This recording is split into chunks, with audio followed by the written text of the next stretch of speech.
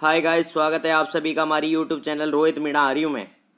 तो आज हम डिस्कस करने वाले हैं 10th एनसीईआरटी 4 नंबर लेक्चर है अम्ल क्षार एवं लवण का पीएच स्केल के बारे में बात करने वाले हैं। किसके बारे में? पीएच स्केल के बारे में।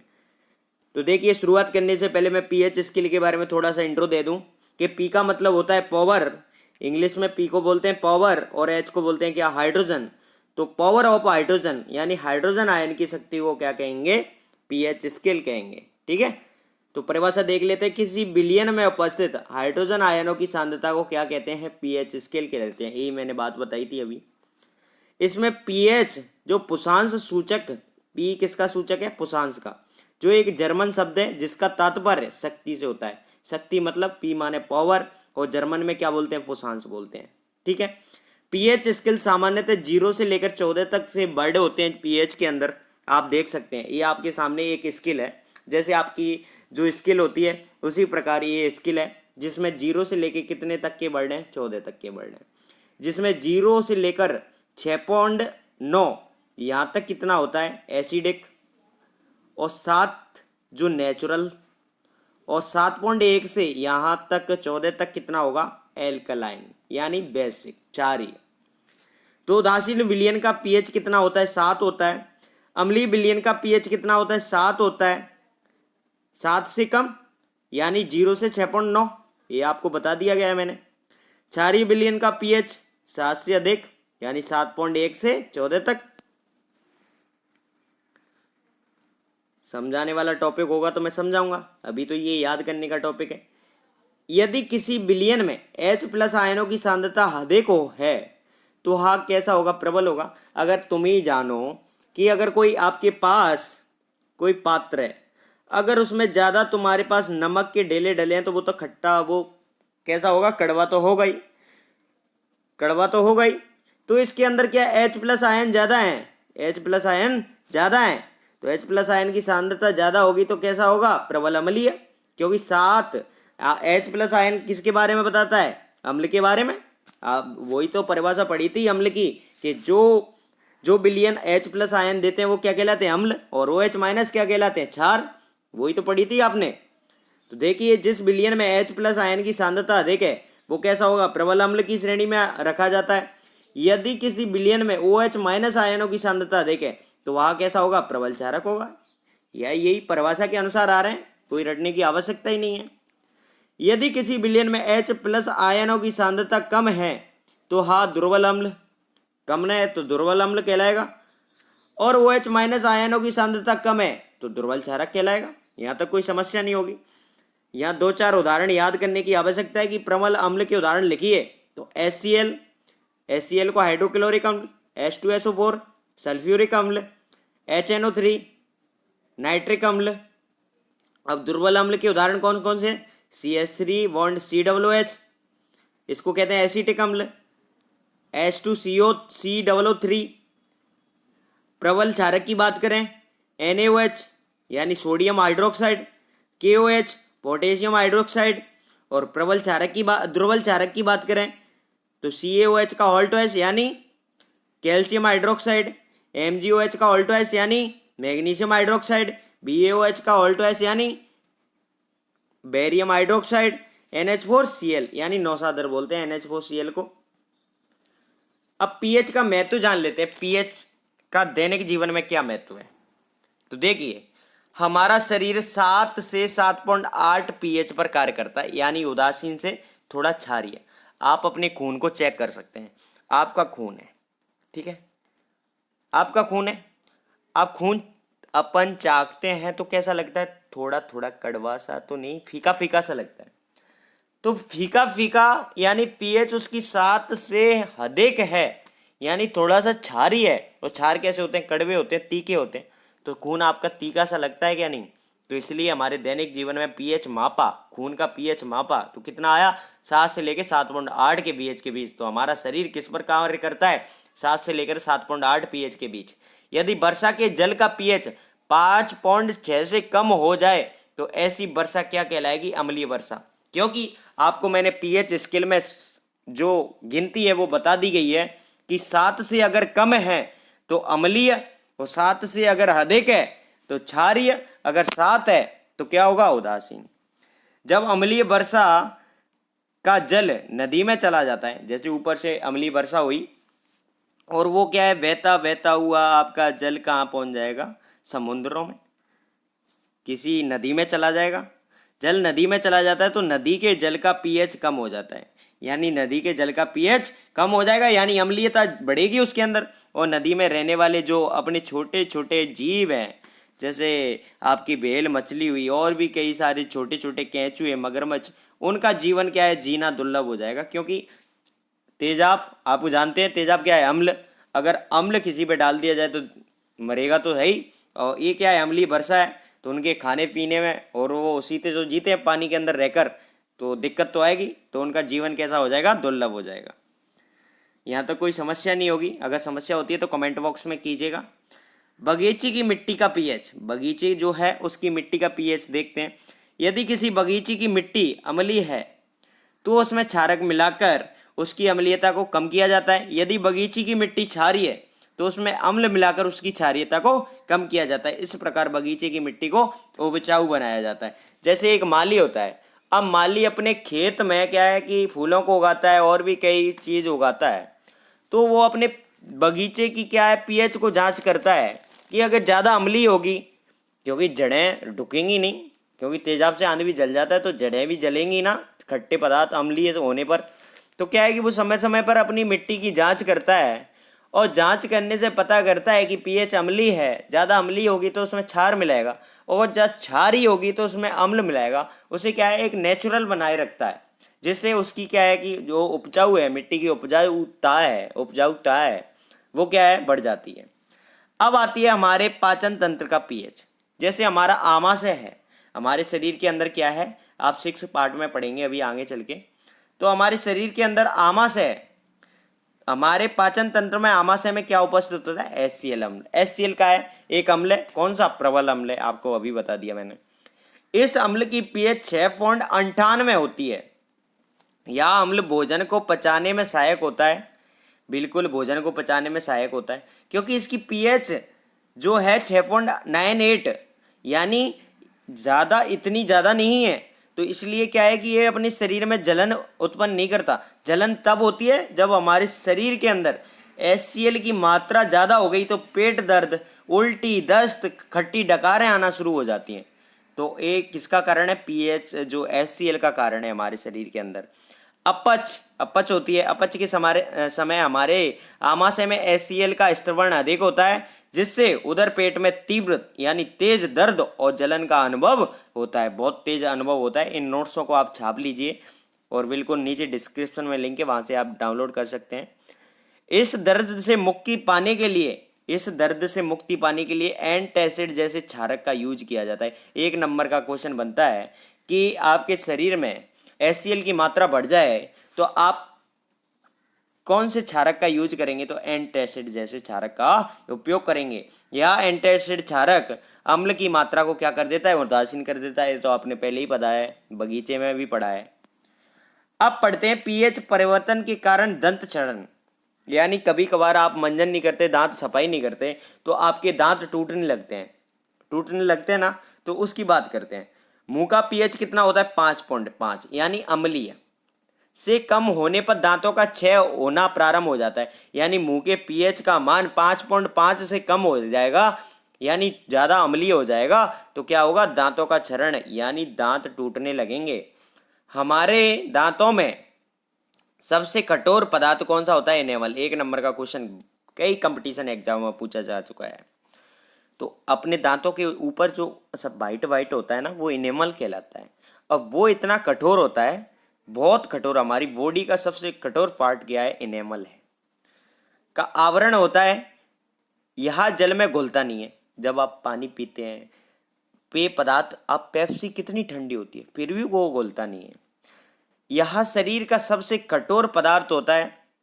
शरीर का कैसा पदार्थ होता है, कठोर पदार्थ होता है।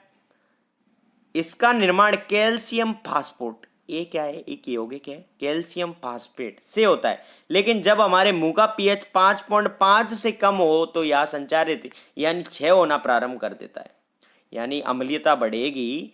अगर अम्लीयता बढ़ेगी तो क्षय तो होगा ही, यानी क्षरण, दांत गिनने तो लगेंगे।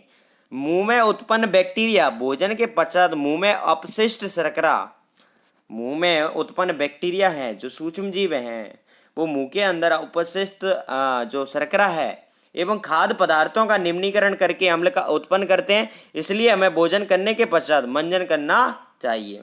जब भी बोलते हैं कि भोजन करने के पश्चात क्या करना चाहिए, मंजन करना चाहिए, जिससे मुंह के पीएच का मान 5.5 से कम ना हो और दांतों का क्षतिग्रस्त होने से बचाया जा सके, यानी टूटने से बचाया जा सके। ये आपकी एक राय मैं देता हूं कि आज से हम जो बच्चे हैं, जो बच्चे हैं, आज से निर्णय लेते हैं, आज से शपथ लेते हैं कि हम भोजन करने के बाद अपने मुंह को सफाई करेंगे पानी से और पेस्ट मंजन भी करेंगे। पशुओं एवं पौधों द्वारा उत्पन्न रसायनों से आत्मरक्षा, जैसे कि ये पीएच का ही महत्व है, पीएच ही बताएगी, इसमें अम्लता और क्षारीयता का पार्ट है, अम्ल, क्षार और लवण, इसकी बात ही करेंगे। तो जैसे आपकी मधुमक्खी होती है तो आपको डंक मार जाती है तो फिर जलन महसूस होती है, तो वो रसायनों से आत्मरक्षा कैसे कर सकते हैं? तो मधुमक्खी के डंक मारने पर वह हमारे शरीर में कौन सा अम्ल छोड़ती है? मेथेनोइक। अगर आपसे क्वेश्चन पूछ ले कि मधुमक्खी आपको काटती है तो कौन सा अम्ल छोड़ती है, तो आपका आंसर जाएगा मेथेनोइक अम्ल छोड़ देती है, जिससे तीव्र जलन और दर्द का अनुभव होता है। बिल्कुल आपको होता होगा। इसके उपचार के लिए बेकिंग सोडा लगाया जाता है। जैसे कई लोग लोहा होता है, आयरन होता है, उसको घिस के लगाते हैं। कई आपके जो खाने का सोडा होता है उसे लगाते हैं, जिससे क्या है, उसकी जलन को कम किया जाता है, जो एक प्रकार का क्षारक होता है। यानी मैंने पहले ही बता दिया है कि क्षार को, क्षारीयता को कम करने के लिए क्या मिलाया जाता है? अम्ल मिलाया जाता है। और अम्लीयता को कम करने के लिए क्या मिलाया जाता है? क्षार मिलाया जाता है। नेटल के पौधे में डंकनुमा रोम पाए जाते हैं। नेटल का पौधा होता है, एक जंगली पौधा है, उसमें डंकनुमा रोम पाए जाते हैं। और जब कोई व्यक्ति इस पौधे के संपर्क में आता है तो पिलू नामक रोग होता है। ये एक बीमारी है, पिलू होता है, जिससे जलन और दर्द का अनुभव होता है, क्योंकि यह भी मेथेनोइक अम्ल छोड़ता है, लेकिन इसका उपचार अलग है। जैसे बीमारी कई प्रकार की होती हैं, लेकिन उपचार अलग अलग होता है, क्योंकि हर एक बीमारी में दर्द होता है, बुखार चढ़ता है, लेकिन उनकी दवाइयाँ, टैबलेट अलग अलग आती हैं। सही है कि नहीं? तो बिल्कुल इसका क्या है कि मेथेनोइक अम्ल है। ये मेथेनोइक अम्ल जब आपको नेटल के पौधे से आप टच होंगे तो आपके शरीर के अंदर क्या छोड़ देगा? वो मेथेनोइक अम्ल। जब मेथेनोइक अम्ल आपके शरीर में आएगा तो जलन और दर्द का महसूस करेगा, छूने वाले व्यक्ति में छोड़ देता है। इस दर्द को बचने के लिए एक डॉक प्लांट है, इसी के पास लगा हुआ रहता है ये डॉक का पौधा। तो इसकी पत्ती को रिगड़ा जाता है, इसकी जो पत्ती होती है उसको रिगड़ा जाता है। किस स्थान पे? जिस स्थान पे अपने को टच हुआ है, तो उससे क्या है, आराम मिलता है, और ये हमको ही चाहिए। तो जैसे कई सारी प्राकृतिक स्रोत हैं, उनमें कौन कौन से अम्ल पाए जाते हैं? जैसे सिरका होता है। सिरका आपने सुना होगा कि जब भी चाउमीन खाते हैं तो वो काला काला जो पदार्थ डालता है वो सिरका होता है। तो उसके अंदर कौन सा अम्ल होता है? एसिटिक अम्ल। संतरे में सिट्रिक अम्ल, इमली में टार्ट्रिक अम्ल होता है, टमाटर में ऑक्सैलिक अम्ल होता है। और अम्ल आपको पता है खट्टे होता है, तो टमाटर कभी कभी खट्टा लगता है, इमली खट्टी लगती है, संतरा खट्टा लगता है, बिल्कुल सिरका भी खट्टा। खट्टा दूध यानी दही, दही में लैक्टिक अम्ल, अम्ल है तो खट्टा तो लगेगा। नींबू खट्टा है, क्यों? अब आपसे कोई क्वेश्चन पूछ ले नींबू खट्टा क्यों है, तो आप तुरंत जवाब देंगे कि अम्ल पाया जाता है उसके अंदर। और बिल्कुल करेक्ट जवाब कि सिट्रिक अम्ल पाया जाता है। बिल्कुल आप भूलेंगे नहीं, अब आपके पास जवाब, क्योंकि आप ले रहे हैं हरघर शिक्षा से क्या पढ़ाई, निशुल्क। चींटी का डंक कौन सा अम्ल होता है? मेथेनोइक अम्ल। नेटल का डंक कौन सा अम्ल होता है? मेथेनोइक अम्ल। तो ये आपके जो अम्ल एक एक नंबर के क्वेश्चन आते हैं उनमें पूछ लिए जाते हैं। आपके पास एक क्वेश्चन है, इसका जवाब आप ही देंगे बड़े अच्छे तरीके से। आपके पास 2 बिलियन है, एक बिलियन ए और दूसरा बी। बिलियन ए के पीएच का मान 6 एवं बिलियन बी के पीएच का मान कितना है? 8। किस बिलियन में हाइड्रोजन आयन की सांद्रता अधिक है? इनमें से कौन अम्लीय है और कौन क्षारीय है? ये बताना है आपको। क्या बताना है? कि कौन अम्लीय है और कौन क्षारीय है। परखनेली ए बिलियन में देख लिए पीएच का मान दिया है, और जिसमें 7 से कम पीएच वो कैसा होता है? अम्लीय, मैंने बता चुका है। और 7 से अगर अधिक है तो क्षारीय। तो आप बता सकते हैं प्रकरणीय में बिलियन अम्लीय होगा, क्योंकि इसका पीएच कितना है 6 और पीएच 7, पीएच का मान 7 से कम है तो यह कैसा होगा, अम्लीय होगा बिल्कुल। और ऐसे ही लिख के आना है आपको, जो भी आपकी बोर्ड की कॉपी होगी ना उसमें ऐसे ही जैसे नोट्स मैंने बनवाए हैं, तो आपका एक भी जो नंबर है बिल्कुल कहीं कटने की कोई जरूरत नहीं होगी। प्रकरणली बी में विलयन में H प्लस आयनों की सांद्रता अधिक है, इसलिए कैसा विलयन है, अम्लीय प्रकृति का। ठीक है, यहां तक कोई समस्या नहीं होगी। आगे बढ़ते हैं सेकंड नंबर क्वेश्चन। क्वेश्चन लिखा दिए हैं, वेरी वेरी इंपॉर्टेंट क्वेश्चन है, इनको क्वेश्चनों को याद कीजिएगा दोस्तों। H प्लस आयन की सांद्रता का विलयन की प्रकृति पर क्या प्रभाव पड़ेगा। अगर जिस विलयन में H प्लस आयन ज्यादा है तो आपको पता है कि हाइड्रोजन आयन ज्यादा होंगे तो अम्लीयता बढ़ेगी, अगर कम होंगे तो अम्लीयता घटेगी। तो H प्लस आयनों की सांद्रता के विलयन की प्रकृति, यदि विलयन में H प्लस आयन की सांद्रता बढ़ेगी तो विलयन की प्रकृति कैसी होगी, अधिक अम्लीय होगा बिल्कुल। प्रश्न नंबर 3 क्या कहता है कि क्या क्षारकीय विलयन में H प्लस आयन होते हैं, अगर हाँ तो यह क्षारकीय क्यों। क्षारकीय विलयन H प्लस आयन तो होते हैं परंतु ये संयुक्त रूप में होते हैं, यानी जुड़े हुए होते हैं। किसके संग, ऑक्सीजन के संग। आपने देखा होगा OH माइनस जो है आयन वो ऑक्सीजन के संग H जो है ऑक्सीजन के संग जुड़ा हुआ है, तो संयुक्त रूप में होते हैं। एक क्वेश्चन है कि कोई किसान खेत की मृदा की किस परिस्थिति में बिना बुझा हुआ चूना, यानी कौन सा क्या नाम होता है, कैल्शियम ऑक्साइड, जैसे पाउडर होता है ना चौक का पाउडर, उसे बोलते हैं कैल्शियम ऑक्साइड। बुझा हुआ चूना को बोलते हैं कैल्शियम हाइड्रोक्साइड, या चौक का उपयोग करेगा। यदि किसान अपने खेत में बुझा हुआ चूना, बिना बुझा हुआ चूना या चौक डालता है तो इसका कारण यह है कि किसान के खेत में अम्लीय है, मिट्टी कैसी है, अम्लीय है, या पदार्थ डालकर उसकी क्या करेगा, अम्लीयता को कम करेगा या उदासीन करेगा। क्योंकि ये क्या है, कैल्शियम हाइड्रोक्साइड क्या है, आपको पता है OH है, तो क्या है, क्षार है। तो क्षार क्यों डालेंगे, क्योंकि अम्लीयता को दूर करेंगे। और इसका सूत्र क्या होता है कैल्शियम हाइड्रोक्साइड का, CaOH का होल ट्वाइस। क्या होता है, CaOH का होल ट्वाइस। बिल्कुल मैंने लिखवा दिया है। अब बात करते हैं लवणों की पीएच। ये तो अम्ल क्षार की पीएच होगी, अब लवणों की पीएच करते हैं। जैसे लवण होते हैं, प्रबल अम्ल और प्रबल क्षारक के लवणों का पीएच कितना होगा, 7। यानी प्रबल प्रबल लड़ाई करेंगे तो बिल्कुल बिल्कुल बराबर की टक्कर होगी, और बराबर की टक्कर मतलब उदासीन। तो बिल्कुल प्रबल प्रबल कर रहे हैं तो कितना, 7, यानी यहां उदासीन प्रकृति का होगा। यदि प्रबल अम्ल और दुर्बल क्षारक हैं तो इसकी प्रकृति कैसी होगी, यानी प्रबल जीतेगा। जब आप एक इंसान है, यानी प्रबल अम्ल एक इंसान का नाम है, यानी वो बहुत शक्तिशाली है, ठीक है, और एक दुर्बल व्यक्ति है, तो कौन सा जीतेगा, प्रबल वाला जीतेगा। तो क्या बनेगा, प्रबल लवण ही बनेगा, और प्रबल लवण का अम्लीय है, अम्लीयता ज्यादा है, यानी बॉडी बिल्डर कौन सा है, अम्लीय वाला तो ज्यादा है ना, प्रबल है, तो यही तो आएगा ना प्रबल। तो प्रकृति कैसी होगी, अम्लीय होगी, और पीएच का मान 7 से कैसा होगा, कम होगा। ठीक है, क्योंकि अम्लीयता का पीएच कितना होता है, 7 से कम। यदि प्रबल क्षारक और दुर्बल अम्ल है तो इसके पीएच का मान कितना होगा, 7 से अधिक। क्यों, क्योंकि प्रबल क्या है हमारे पास, क्षारक, और क्षारक की पीएच 7 से अधिक होती है, वह क्षारीय होगा, बिल्कुल क्षारीय होगा। यहां तक कोई समस्या नहीं होगी। ये लवणों की क्या होगी, पीएच होगी। अब क्या है, लवणों के बारे में बात करते हैं। 5-7 लवण हैं, उनकी बात करते हैं, उनकी रासायनिक नाम की, उनके उपयोग की, उनको कैसे निर्माण हुआ। बिल्कुल इंपोर्टेंट ये टॉपिक आएंगे, अब इनको याद कीजिएगा दोस्तों।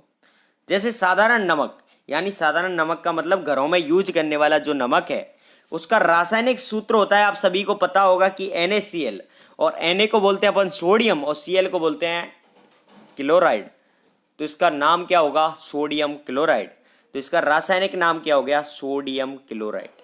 ठीक है, समुद्री जल में सोडियम क्लोराइड की मात्रा अधिक होती है। जैसे गांधी जी थे, उन्होंने दांडी यात्रा की थी, तो जब क्या है, उन्होंने जो समुद्रों के अंदर जल था उसको एकत्रित किया और उसको एक वाष्पीकरण की क्रिया के द्वारा क्या है, नमक का निर्माण करा था।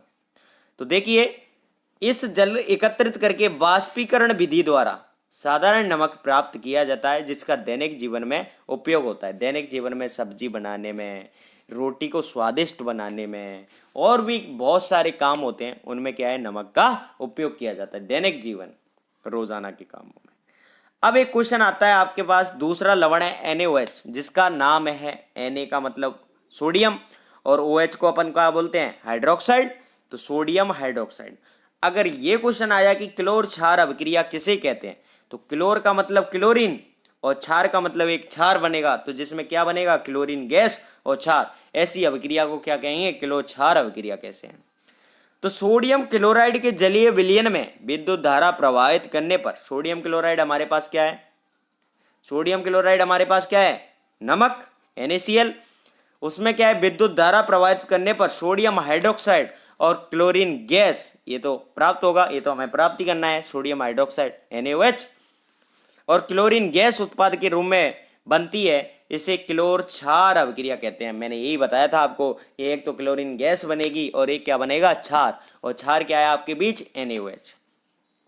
तो 2 NaCl ले ले, दो जल के अणु, जो NaCl के अणु ले लिए और उसकी क्या है, जल अपघटन करवाया है। विद्युत अपघटन किसमें, जल में ही होगा।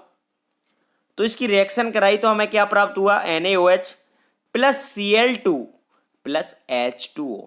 H2O क्या है, बाष्प, यानी गर्म करेंगे तो जल तो उड़ेगा, और NaOH क्या है, क्षार, और Cl2 क्या है, क्लोरीन। तो इसलिए इस अभिक्रिया को क्या कहेंगे, क्लोर क्षार अभिक्रिया। Very very important, very very important लगा लीजिए।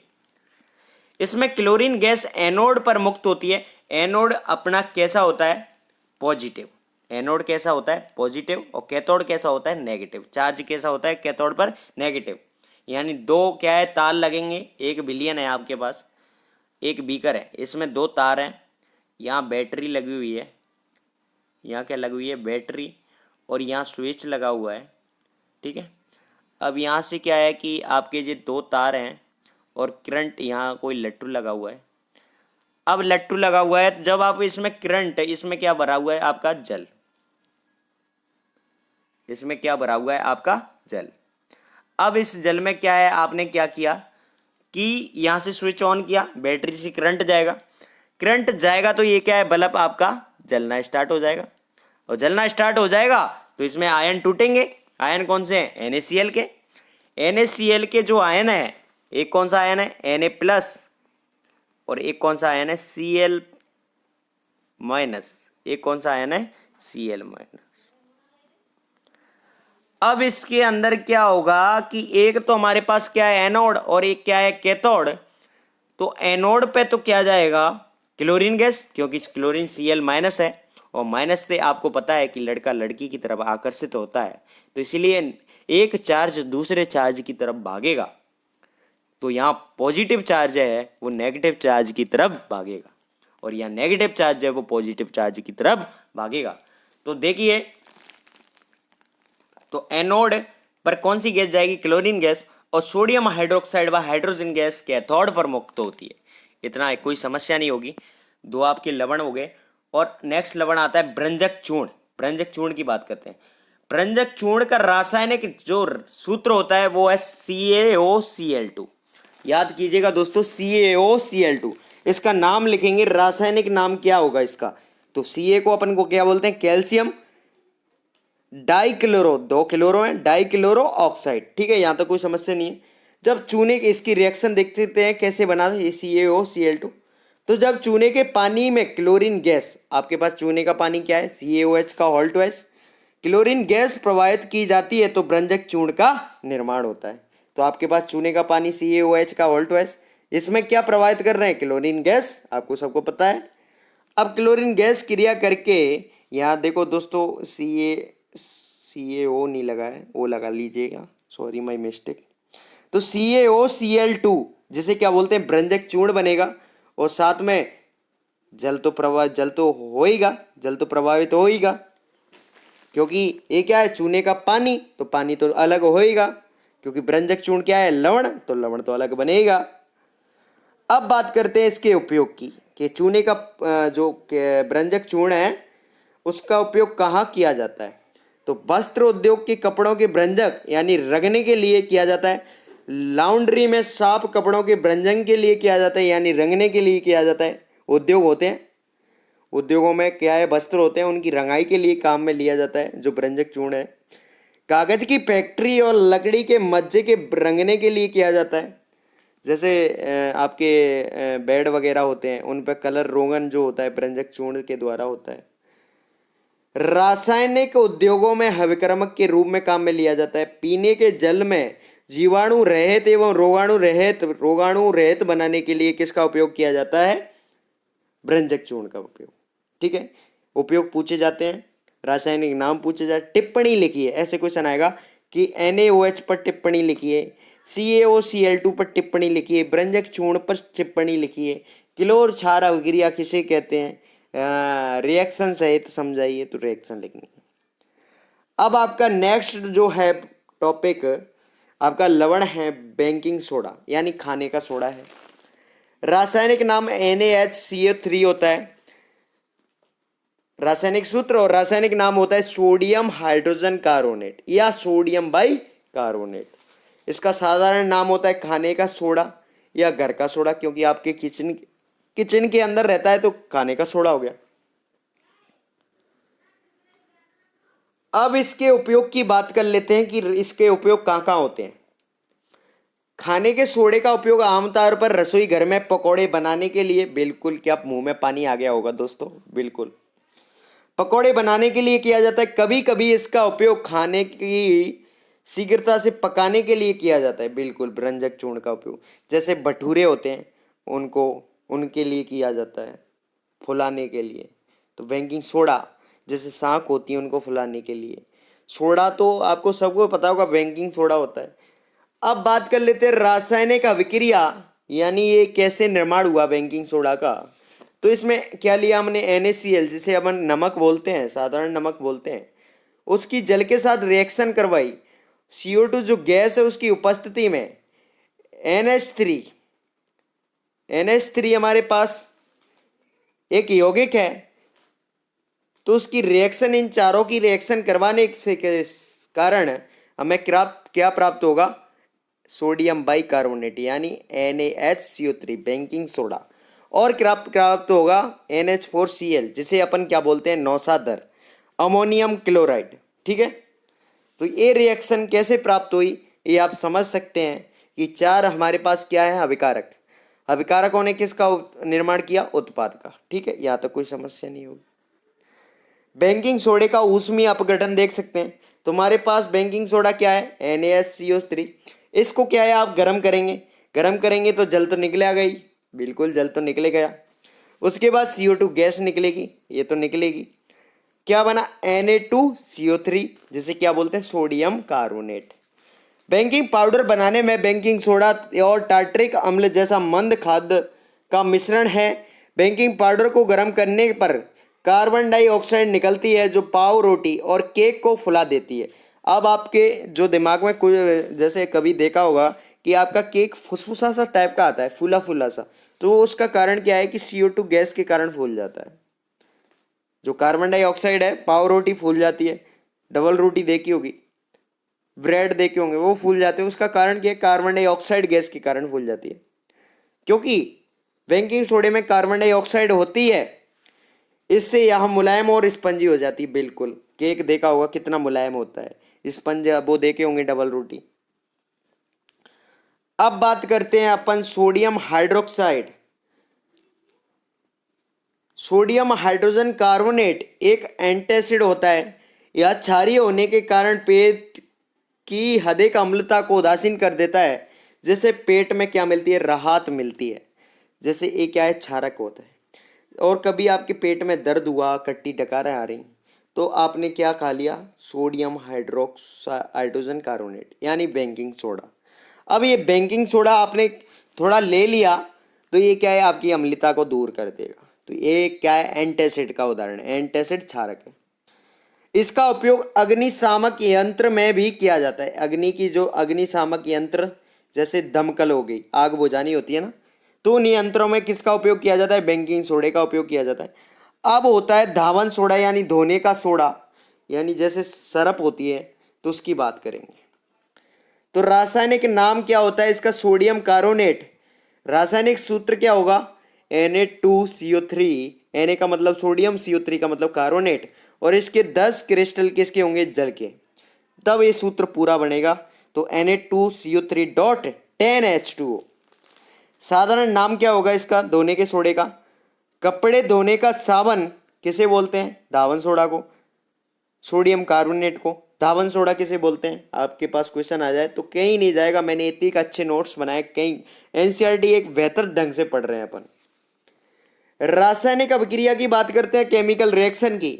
तो Na2CO3 क्या है हमारे पास? Sodium carbonate. इसकी क्रिया 10H2O के क्या है हमारे पास? अणु है, क्रिस्टल है, जल के क्रिस्टल हैं। इसकी क्रिया कराई तो हमारे पास क्या? सोडियम कार्बोनेट प्राप्त हुआ डॉट 10H2O। ठीक है, नाम आपको पता ही चल गया। इसके उपयोग की बात करते हैं, सोडियम धोने के सोडे का। एक तो आप वस्त्रों में, घरों की सफाई में, क्योंकि सरफ से आप पोंछा देते हैं, घरों की सफाई करते हैं, तो घरों की सफाई में किसका? धोने के सोडे का उपयोग। जल की स्थायी कठोरता को दूर करने में किसका उपयोग किया जाता है? धोने के सोडे का उपयोग किया जाता है। सोडियम कार्बोनेट का उपयोग कांच, साबुन और कागज के उद्योगों में भी किया जाता है। समझ में आई? अब आपके दिमाग में मैं क्रिस्टल क्रिस्टल पूछ रहा हूं, बोल रहा हूं, तो दिमाग में क्वेश्चन बोलता है ये सर क्रिस्टल क्या होता है? तो क्रिस्टल मैं बताऊंगा कि लवण के, ये आपके पास क्या है? लवण। तो लवण के एक इकाई, ये एक इकाई सूत्र है, मतलब एक इकाई सूत्र हो गया, इसके आगे एक लग रही तो एक इकाई सूत्र हो गया, ये लवण हो गया और ये एक हो गई। तो लवण के एक इकाई सूत्र में निश्चित फिक्स है 5। निश्चित जल के अणुओं की, निश्चित अणुओं की संख्या को क्रिस्टल का जल कहते हैं। निश्चित जल के अणुओं की संख्या को क्या कहते हैं? क्रिस्टल का जल कहते हैं। जैसे इसमें 5 है, क्रिस्टल के जल कितने हैं? 5। Na2CO3 dot 10H2O sodium carbonate, इसमें कितने? 10। तो यहाँ तो कोई समस्या नहीं है। अब बात करते हैं नीचे इन उदाहरणों की, कि कॉपर सल्फेट के क्रिस्टल को जब गर्म किया जाता है तो इसमें जल हट जाता है और लवण श्वेत रंग का हो जाता है। आपसे मैं एक क्वेश्चन करूं कि आपके बदन पर एक पानी की थैली लगा रखी है, आपके बदन पर एक पानी भर के थैली लगा रखी है, और उससे आप कांच जैसा प्रतीक होंगे। अगर आपके चारों ओर पानी लिपट रहा है तो आप कैसे प्रतीत होंगे? कांच जैसा प्रतीत होंगे। तो कांच जैसा प्रतीत होंगे। तो अगर आपको गर्म किया जाए तो वो पानी वाष्प के रूप में निकल जाएगा। जब वो पानी वाष्प के रूप में निकल जाएगा तो आपका कलर तो चेंज होगा, क्योंकि आपके अंदर का जो भूरा रंग है वो आ जाएगा। तो कांच तो चेंज हो गया। तो इसी प्रकार कॉपर सल्फेट का विलयन कैसा होता है? जब इसके अंदर जल है, जब कैसा है? नीला, और जब इसको गर्म करेंगे तो कैसा आ जाएगा? श्वेत रंग का आ जाएगा। पुनः जब इसमें जल मिलाया जाता है तो कैसे रंग का आ जाता है? नीले रंग का आ जाता है। क्योंकि जब आपको द्वारा कवच पहना देंगे, जब आपको पानी का द्वारा कवच पहना देंगे तो आपका कलर कैसा हो जाएगा? कांच जैसा हो जाएगा। तो इसका कलर कैसा हो जाता है? नीला कलर हो जाता है। तो भूलिएगा ना दोस्तों। अब बात करते हैं जिप्सम की। जिप्सम आपके सामने है, सेकंड लास्ट टॉपिक है इस चैप्टर का। तो इसका रासायनिक सूत्र क्या होता है जिप्सम का? कि CaSO4.2H2O। 2 क्या है इसके अंदर? जल के अणु है, क्रिस्टल के अणु है। रासायनिक नाम calcium sulphate dot 2 hydrate. H2O को अपन हाइड्रेट यानी जल बोलते हैं। जब जिप्सम को 373 केल्विन ताप पर, एक क्या है? केल्विन तापमान की, टेम्परेचर की इकाई होती है केल्विन, सेल्सियस, फारेनहाइट। तो गर्म किया जाता है, जल के अणु इसमें से क्या है? बाहर निकल जाते हैं, और किसका निर्माण होता है? POP यानी प्लास्टर ऑफ पेरिस का निर्माण होता है, जिसका सूत्र क्या है? CaSO4.2H2O। जब इसमें से 1.5 जल के अणु किस में से निकल गए? जिप्सम में से निकल गए, तो CaSO4.1.5 नहीं, आधा H2O प्राप्त हुआ, जिसे अपन क्या बोलते हैं? Plaster of Paris. अब प्लास्टर ऑफ पेरिस की बात करते हैं, ये होता क्या है? तो आप इसके निर्माण की बात कर चुके कि प्लास्टर ऑफ पेरिस का निर्माण कैसे होता है, और जिप्सम का निर्माण कैसे हुआ? कि आपने लिया plaster of Paris. Plaster of Paris देखिए, यहाँ मैंने बॉक्स बनाया, इसको देखिएगा। CaSO4.12H2O, जिसमें 1.5 H2O आपने जल के अणु मिला दिए, तो किसका निर्माण हुआ? जिप्सम का निर्माण हुआ ना। किसका निर्माण हुआ? जिप्सम का हुआ ना। अब आपके पास प्लास्टर ऑफ पेरिस का सूत्र देखना है, तो CaSO4 डॉट 1/2H2O, क्या सूत्र हो गया? CaSO4 dot 1/2H2O। रासायनिक नाम क्या होता है? कैल्शियम सल्फेट, क्योंकि Ca क्या बोलते हैं? Ca को कैल्शियम और सल्फेट को SO4 को क्या बोलते हैं? सल्फेट। डॉट अर्ध हाइड्रेट, आधे हाइड्रेट के अणु हैं, हेमी हाइड्रेट भी बोलते हैं। इसका रासायनिक समीकरण की बात करते हैं कि कैसे निर्माण हुआ, तो आप क्या लेंगे? जिप्सम लेंगे, उसको क्या किया आपने? हीट किया। डेल्टा को, डेल होता है जो हीट का प्रतीक है, संकेत देता है कि हीट हो रही है। जब CaSO4 डॉट 2H2O, 2 नहीं 2H2O को गर्म किया तो क्या प्राप्त हुआ? CaSO4 डॉट हाफ H2O प्राप्त हुआ, जिसे अपन क्या बोलते हैं? POP यानी प्लास्टर ऑफ पेरिस, जिसमें से 1.5 H2O के जल के अणु क्या हो गए? बाहर हो गए। अब बात करते हैं POP के उपयोग की, क्योंकि उपयोग भी देख रहे हैं। क्या देख रहे हैं हम? पॉइंट क्या है हमारे पास लवड़ों के? एक तो रासायनिक फॉर्मूला, एक रासायनिक सूत्र, एक केमिकल रिएक्शन कैसे निर्माण हुआ, और एक क्या देखते हैं? उपयोग। ये 3-4 चीजें मेन है। उपयोग देखते हैं। इसका उपयोग डॉक्टर, जब आपके प्लास्टर हो जाता है, कहीं की हड्डी टूट जाती है, तो वो वाइट वाइट जो प्लास्टर कर देता है, आप बोलते हैं प्लास्टर, तो वो किसका प्लास्टर होता है? प्लास्टर ऑफ पेरिस, जो एक लवण है उसका जो चूना होता है उसको लेप देता है। ठीक है। स्थिर करने में, जोड़ने के लिए उपयोग लेता है। खिलौने बनाने में, आपके जो खिलौने आते हैं, बड़ी बड़ी कार आती हैं रिमोट कंट्रोल वाली, बाइक आती हैं, बड़े बड़े खिलौने आते हैं, तो उन खिलौनों को बनाने में किसका उपयोग किया जाता है?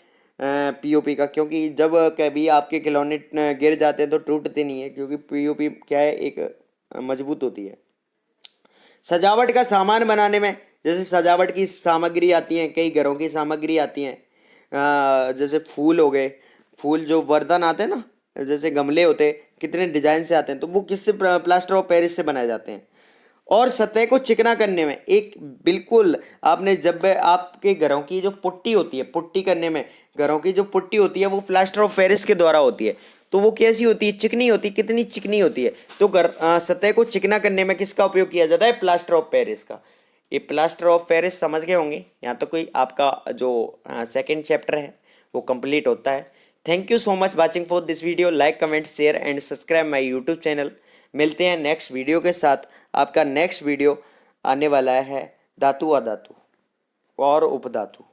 तो देखिए सेकेंड चैप्टर आपका complete, acid, base and salt complete हो चुका है। अम्ल, क्षार एवं लवण लेक्चर 4 है ये। और आप मेरे को ये व्हाट्सएप नंबर पर कांटेक्ट करें, PDF की आवश्यकता हो, अगर आपको डिस्क्रिप्शन में नहीं डाउनलोड हो रही, आप मेरे से सोशल मीडिया पे इन जगह कांटेक्ट कर सकते हैं। ये मेरी ID है, ये मेरी फेसबुक इंस्टाग्राम ID है, ट्विटर ID है, सारे जहाँ भी आप सर्च करेंगे वहाँ मैं मिल जाऊँगा इन आइडियो से। Thank you so much watching for this video. Like, comment, share and subscribe. मिलते हैं नेक्स्ट वीडियो जोश एंड जुनून के साथ। लगे रहिए साथियों, आपका रिजल्ट एक बेहतर से बेहतर निकलेगा, और इन नोट्सों से बिल्कुल करेक्ट आपके एक भी टॉपिक छोड़ा नहीं गया है। Thank you so much.